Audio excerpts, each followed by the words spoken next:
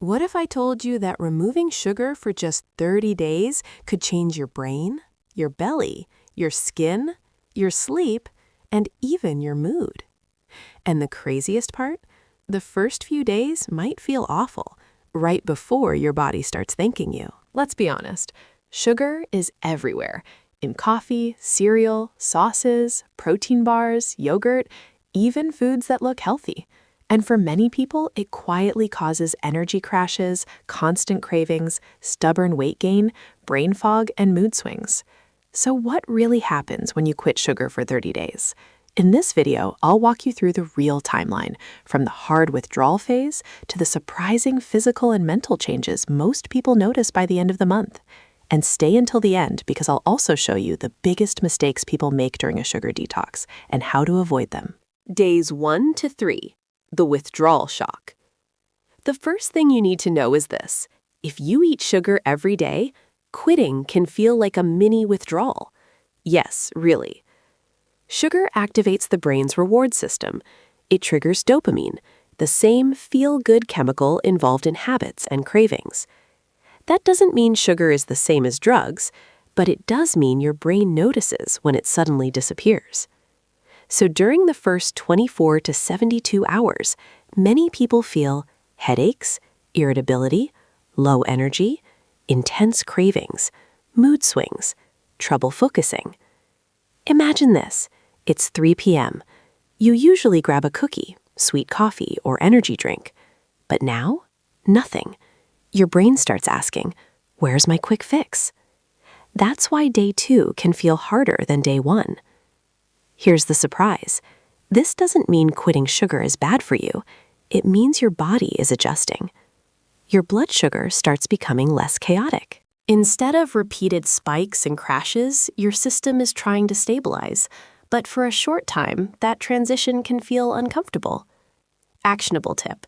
Don't quit sugar and undereat at the same time. That's a huge mistake. If you remove sugary foods but don't replace them with protein, fiber, and healthy fats, your cravings can get even worse. Try this. Breakfast: eggs, Greek yogurt, or oats with nuts. Lunch: chicken, beans, rice, vegetables. Snack: apple with peanut butter. Dinner: salmon, potatoes, salad. Why does this help? Because protein and fiber slow digestion and keep you full longer. That means fewer emergency trips to the snack drawer. And here's a bold truth. Most sugar cravings are not just about sugar. They're about unstable blood sugar and poor meal balance. So if the first few days feel rough, don't panic. That's normal. But what happens after the cravings begin to fade? That's when things get interesting. Days 4 to 7. Energy starts to stabilize. By the end of the first week, something powerful often happens. Your energy becomes more steady. Not magically higher every second, just more stable. And that matters. When you eat a lot of added sugar, especially from drinks, desserts, and processed snacks, your blood glucose can swing up and down fast. That roller coaster often leaves you tired, hungry, and reaching for more sugar. Once that cycle starts calming down, many people say things like, I'm not crashing as hard in the afternoon. I'm not thinking about snacks every hour. I actually feel full after meals. Here's a mini story. A lot of people think they need sugar for energy, but often they're borrowing energy from later. A sweet drink can make you feel better for 20 minutes, then leave you more tired than before. Sound familiar? This is also when your taste buds begin to reset. Foods that once seemed boring, like berries, plain yogurt, carrots, or even almonds, may suddenly taste sweeter. That's not your imagination. When your brain gets less overstimulated by hyper-sweet foods, natural flavors become easier to enjoy. Common mistake, replacing sugar with healthy ultra-processed substitutes all day long. Sugar-free cookies, sugar-free syrup, sugar-free candy, sugar-free bars. Are these always bad? No. But if you keep feeding intense sweet tastes all day, cravings may stay alive. A smarter approach. Focus on whole foods most of the time. Use fruit when you want something sweet. Drink more water. Keep meals satisfying. And here's a surprising stat. many adults consume far more added sugar. They realize partly because it hides in sauces, cereals, flavored coffee drinks, granola, and even salad dressings. By day 7, your body is starting to feel less chaotic. But sugar doesn't just affect energy. It also affects the scale, and what happens next might motivate you to keep going. Here's something weird. You can lose inches around your stomach in a week without losing much actual fat. How? Less bloating, less inflammation, less water retention. That's why people suddenly say, "My stomach looks flatter." Science matters. Day 3. Fix your sleep. This is the day most people ignore, and it's one of the biggest reasons belly fat sticks around.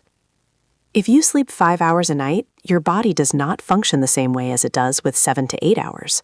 Poor sleep increases hunger hormones, it lowers self-control, it raises cravings, and it can increase stress hormones like cortisol. And when cortisol stays high for too long, belly fat becomes harder to lose. So tonight, here's your job. Set a sleep time.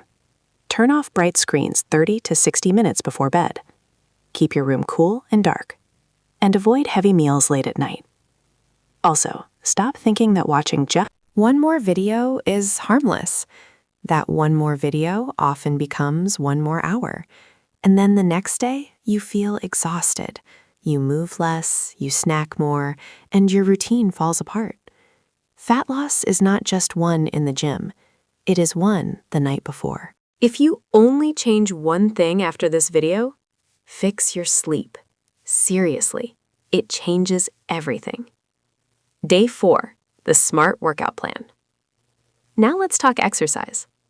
If your goal is to lose belly fat, you do not need endless ab workouts. Crunches strengthen your abs, that's fine, but they do not directly burn belly fat. What works better? A mix of strength training, walking, and short bursts of cardio. Here's a simple day 4 workout. 20 minutes of strength training. Bodyweight squats, push-ups, lunges, glute bridges, plank holds. Do 3 rounds. Keep it simple. Then finish with 10 minutes of brisk walking or light cycling. Why this works? Strength training helps preserve muscle. Muscle keeps metabolism higher. And full body workouts burn more energy than isolated ab exercises. Walking adds more calorie burn without making you overly tired or hungry. That's the key. You want workouts you can recover from, because extreme workouts often backfire. They make you sore, they increase hunger, and they make consistency harder. A SMART plan beats a brutal plan. Every time. Week 3 to 4. Mood, focus, and better sleep. This is the stage where many people say, "Wow, I feel more in control." And that might be the most powerful change of all. When sugar stops dominating your food choices, mental space opens up. You stop constantly thinking about the next treat. You stop negotiating with yourself.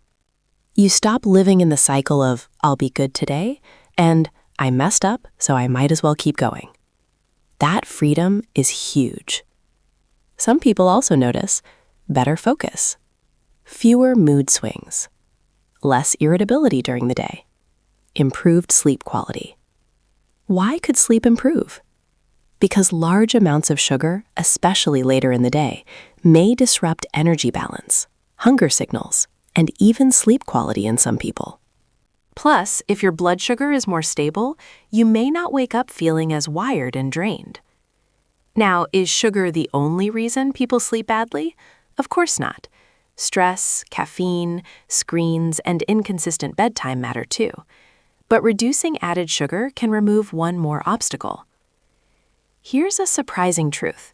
Many people don't realize how much sugar affected them until they stop eating it. It's like background noise. You only notice it after the room gets quiet. Common mistake: expecting perfection. You don't need a flawless 30 days to get benefits. If you accidentally eat something sugary, don't turn one moment into a week-long spiral.